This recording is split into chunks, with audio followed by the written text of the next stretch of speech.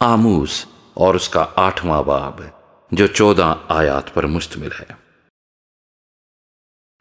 خداوند خدا نے مجھے رویا دکھائی اور کیا دیکھتا ہوں کہ تابستانی میووں کی ٹوکری ہے، اور اس نے فرمایا اے آموز تو کیا دیکھتا ہے؟ میں نے عرض کی کہ تابستانی میووں کی ٹوکری۔ تب خداوند نے مجھے فرمایا کہ میری قوم اسرائیل کا وقت آ پہنچا ہے، اب میں اس سے درگزر نہ کروں گا، اور اس وقت مقدس کے نغمے نوحے ہو جائیں گے۔ خداوند خدا فرماتا ہے بہت سی لاشیں پڑی ہوں گی، وہ چپ کے ان کو ہر جگہ نکال پھینکیں گے۔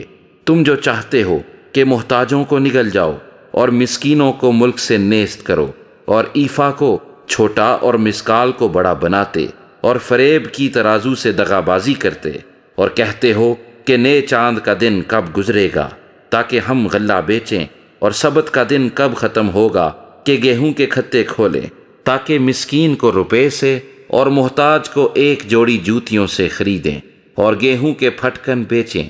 یہ بات سنو، خداوند نے یعقوب کی حشمت کی قسم کھا کر فرمایا ہے، میں ان کے کاموں میں سے ایک کو بھی ہرگز نہ بھولوں گا۔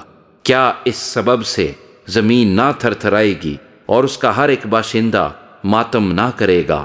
ہاں، وہ بالکل دریائے نیل کی طرح اٹھے گی اور رود مصر کی طرح پھیل کر پھر سکڑ جائے گی۔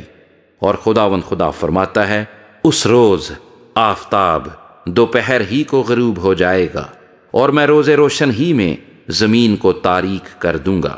تمہاری عیدوں کو ماتم سے اور تمہارے نغموں کو نوحوں سے بدل دوں گا، اور ہر ایک کی کمر پر ٹاٹ بندھواؤں گا، اور ہر ایک کے سر پر چندلا پن بھیجوں گا، اور ایسا ماتم برپا کروں گا جیسا اکلوتے بیٹے پر ہوتا ہے، اور اس کا انجام روز تلخ سا ہوگا۔ خداوند خدا فرماتا ہے دیکھو وہ دن آتے ہیں کہ میں اس ملک میں قحط ڈالوں گا، نہ پانی کی پیاس اور نہ روٹی کا قحط، بلکہ خداوند کا کلام سننے کا۔ تب لوگ سمندر سے سمندر تک اور شمال سے مشرق تک بھٹکتے پھریں گے، اور خداوند کے کلام کی تلاش میں ادھر ادھر دوڑیں گے، لیکن کہیں نہ پائیں گے۔